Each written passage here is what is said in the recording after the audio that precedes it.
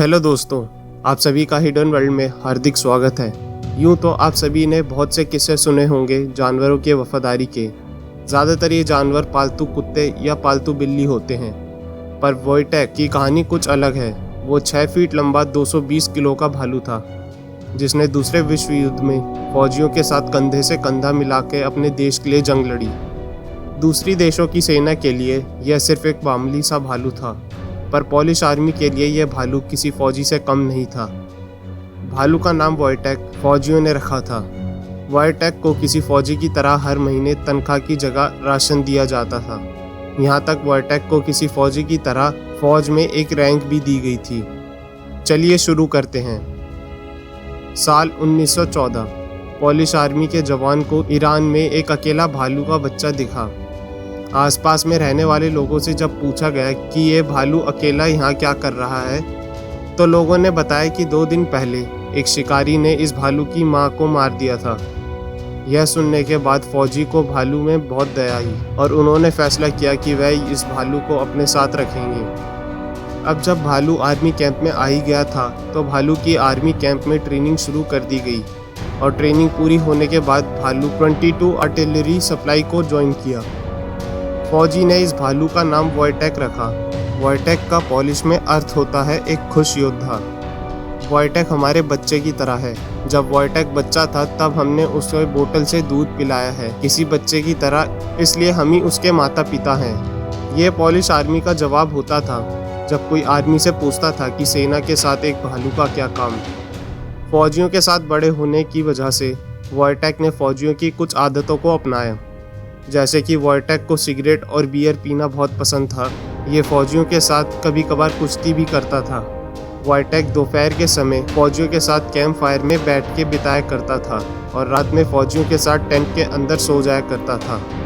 जब फौजी अपने मिशन के लिए आर्मी कैंप छोड़ के जाते थे, तो वोइटेक भी उनके साथ निकल पड़ता था और कभी कभार ये 2 पैरों में चल के फौजियों की नकल भी किया करता था। जब 1942 में पोलिश आर्मी ब्रिटिश आर्मी से जुड़ी, तो दिक्कत ये आई कि ब्रिटिश आर्मी अपने कैंप में किसी जानवर को लाने की अनुमति नहीं देती थी। इसके जवाब में पोलिश आर्मी ने भी साफ जवाब दिया कि अगर वोइटेक को कैंप के अंदर आने की अनुमति नहीं है, तो हम में से कोई भी आर्मी कैंप के अंदर कदम नहीं रखेगा। वोइटेक को अपने साथ कैंप के अंदर ले जाने के लिए पोलिश गवर्नमेंट ने वोइटेक को आधिकारिक तौर पे सेना का जवान नियुक्त किया और वोइटेक को आर्मी के अंदर एक प्राइवेट रैंक दी गई। वोइटेक मोंटी कैसीनो की युद्ध में बहुत मददगार साबित हुआ।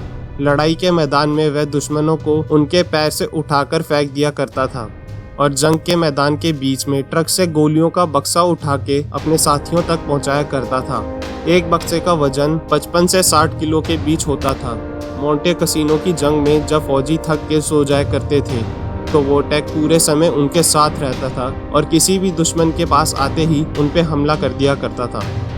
जंग के खत्म होने के बाद वोइटेक को सम्मान देने के लिए सेना ने अपना आधिकारिक लोगो बदल के वोइटेक की आकृति को नया लोगो बनाया और भालू को कॉर्पोरल की रैंक में प्रमोट किया गया। आर्मी से रिटायर होने के बाद वोइटेक ने अपनी ज़िंदगी एडिनबर्ग के जू में बिताई, जहां उसे हर हफ्ते उसके आर्मी के दोस्त मिलने आया करते थे। इस वीर भालू का सन 1963 में 22 साल की उम्र में देहांत हो गया।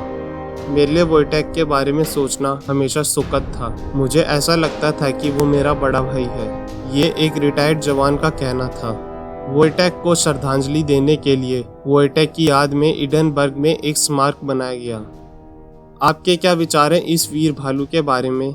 हमें नीचे कमेंट करके ज़रूर बताएं और ऐसे ही और वीडियो देखने के लिए हमारे चैनल हिडन वर्ल्ड को सब्सक्राइब करें और अगला वीडियो किस विषय में बनाया जाए ये भी हमें कमेंट करके ज़रूर बताएं।